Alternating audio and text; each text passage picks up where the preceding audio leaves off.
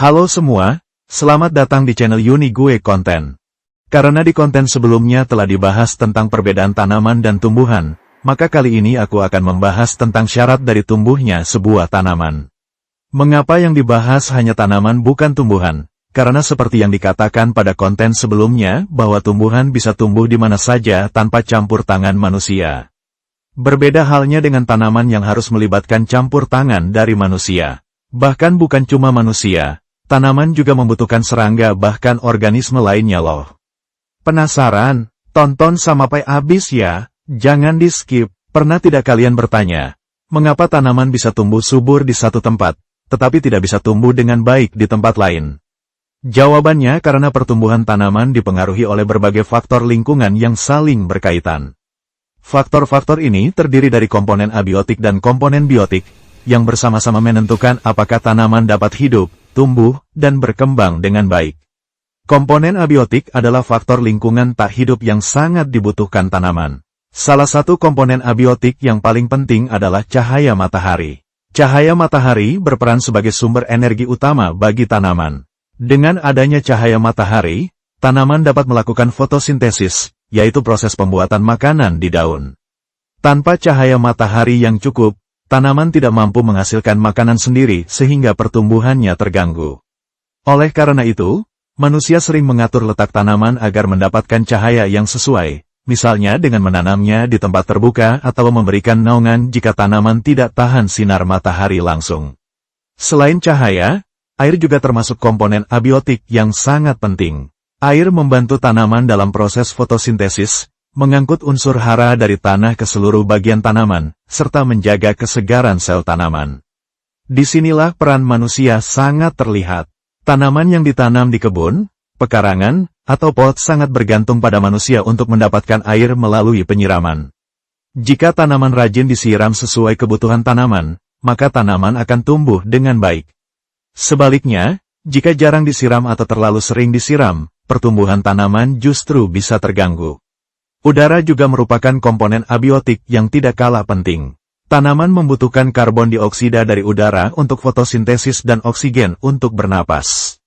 Udara yang cukup di sekitar tanaman dan di dalam tanah membantu akar bernapas dengan baik.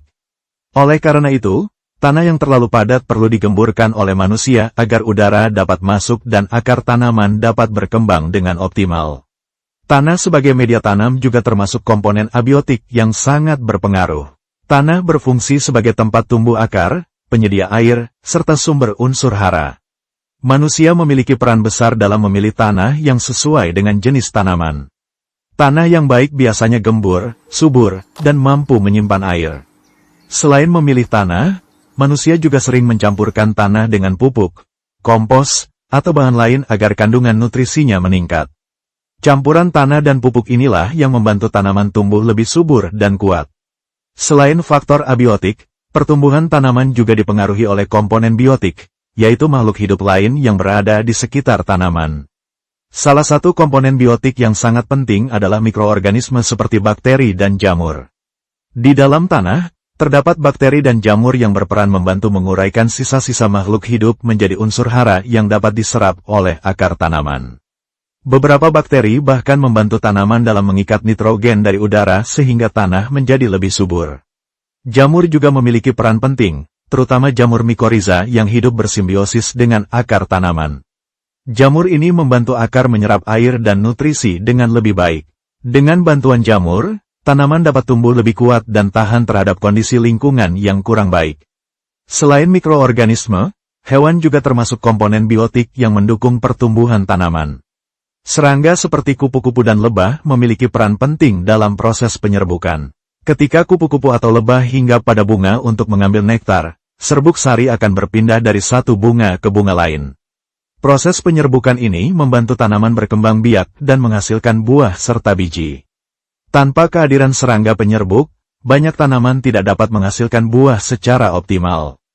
Adapun cacing tanah misalnya, juga membantu menggemburkan tanah sehingga udara dan air lebih mudah masuk ke dalam tanah. Tanah yang gembur membuat akar tanaman tumbuh dengan lebih baik. Hal ini menunjukkan bahwa makhluk hidup di sekitar tanaman memiliki peran besar dalam mendukung pertumbuhannya. Dari penjelasan tersebut dapat disimpulkan bahwa syarat tumbuh tanaman tidak hanya bergantung pada satu faktor saja.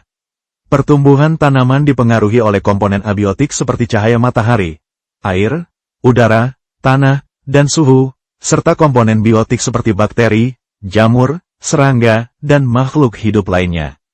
Selain itu, campur tangan manusia juga sangat penting, mulai dari menyiram tanaman, memberi pupuk, memilih tanah yang sesuai, hingga merawat lingkungan sekitar tanaman. Jika semua komponen abiotik dan biotik ini bekerja dengan baik dan didukung oleh perawatan manusia, maka tanaman dapat tumbuh subur, sehat, dan berkembang dengan optimal. Dengan memahami hal ini, kita dapat merawat tanaman dengan lebih bijak sekaligus menjaga keseimbangan lingkungan. Terima kasih sudah menonton video ini sampai selesai. Semoga video ini bermanfaat dan menambah wawasan kita tentang syarat tumbuh tanaman. Jangan lupa untuk menyukai, berkomentar, dan berlangganan channel ini. Sampai jumpa di video selanjutnya.